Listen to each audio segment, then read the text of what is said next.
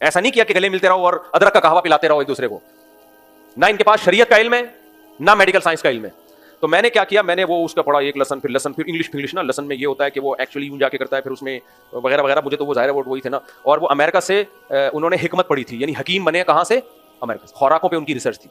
इतना ही काफी होता है हम देसी लोगों के लिए। अमेरिका से भाई अदरक के बारे में रिपोर्ट कहाँ से पढ़ी है? अमेरिका से। अदरक अदरक ही है, चाहे अमेरिका में पढ़ के आओ। इतनी बड़ी फायदेमंद चीज है अदरक, मैं ये नहीं कह रहा, लेकिन इतना बड़ी रॉकेट साइंस नहीं है भाई। तो अमेरिका से मैं पढ़ा हूँ, और ये फिश करके ना उन्होंने पूरी एक अदरक, फिर उन्होंने कहा पूरी दुनिया में कॉन्फ्रेंस होती है, हर साल अदरक के बारे में रिपोर्ट पेश की जाती है, और गार्लिक और अदरक और ये सब चीजें वगैरह वगैरह करके। अरे भाई मैंने कहा बंदा है यार, मैंने पूरा मजमून लिखा बैठ के। मैंने कहा पब्लिक के फायदे के लिए ना मैं फ्री में इसको आम करूंगा। मैंने उसकी रिपोर्ट पूरी लिखी, उसका खुलासा लिखा, उसने जो उसके लहसन और अदरक के कहवे के फजाइल सुनाए वो मैंने रिपोर्टें लिखी, और वो जो उसकी इंग्लिश टर्म्स थी वो लिखी, पूरा करके पीडीएफ में रिसाला बनाया। हजरत मुफ्ती ब्रिगेडियर तारिक मसूद साहब काम क्या कर रहे हैं? अदरक के फजाइल और लहसन के फजाइल पे रिपोर्ट लिख रहे हैं, और डॉक्टर के नाम के साथ ना, कि मैं ये दुनिया में क्या करूंगा? फैलाऊंगा, स्पॉन्सर लेकर आऊंगा, यार फैलाओ, हमें नाम नहीं चाहिए, हमें काम चाहिए। पता नहीं, शुक्र है अल्लाह ने मुझ पे बहुत बड़ा फजल किया। मैंने 2-3 डॉक्टरों को मैंने कहा पहले एक दफा भेज दो, और हकीम और कुछ डॉक्टर जो मेरे जानने वाले थे।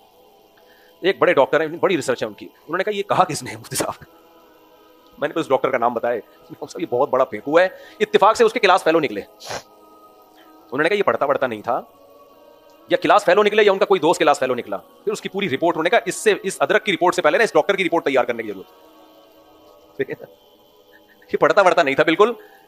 तो फिर अमेरिका चला गया, तो वहां कुछ 6-7 महीने का इसने छोटा मोटा कोर्स कर लिया, तो एक छाप लग गई कि अमेरिका से पढ़ के आया है। मैंने कहा अमेरिका में भी बड़ी बड़ी फिल्में पड़ी हुई हैं, ये नहीं कि जो अमेरिका से आ गया तो पता नहीं क्या है वो, उसके कोई यहाँ पूछ नहीं रहा होता, उसका तो इधर मंजन बिकता है। फिर उन्होंने मुझे पूरी तफसील बताई। मैंने कहा शुक्र है यार अल्लाह ने बचा लिया मुझे, मैं तो पूरा इसको फैलाने वाला था दुनिया में। तो कितनी मुखालफत हुई, बिल आखिर कितने उलमा बेचारे। एक मौलवी साहब थे बहुत मेरे लिए काबिल एहतराम, वो भी नहीं मान रहे थे कोरोना को, इतने मज़ामीन लिख रहे थे। हमने भी उनके यानी बड़े उलमा ने, जो हमारे जामिया रशीद के कुछ उलमा ने, उनसे बात की। उन्होंने कहा तुम तो सरकारी पिट्ठू, तुम्हारी बात का कोई एतबार नहीं है। तो नतीजा क्या निकला, फिर उनको कोरोना हो गया, और इतना खतरनाक कोविड हुआ है ना कि मौत के मुंह से निकले हैं वो, और 6 महीने बिस्तर पे हालत खराब हो गई, क्योंकि बाज जिनको डेंजरस किस्म का कोरोना हुआ था वो 6 महीने तक भी निकल नहीं पाए उससे वो। उसके बाद फिर उनसे किसी ने कहा कि हजरत वो जो हकीमों के कहवे आपने पिए हैं, तो उन्होंने जिस हकीम ने उनको कहवे बताए थे ना, हालांकि बड़े परहेजगार हैं, कभी गाली नहीं देते वो, उन्होंने ऐसी गाली मुंह से निकाली है ना, इतनी मोटी गाली। उन्होंने कहा इस बेगैरत ने कहवे पिला पिला के मेरा बेड़ा गर्क कर दिया, ब्लड की जगह कहवे घूम रहे हैं ब्लड के अंदर, इतने कहवे पिलाए इसने। तो फिर नहीं आया हॉस्पिटल में मुझे बचाने के लिए।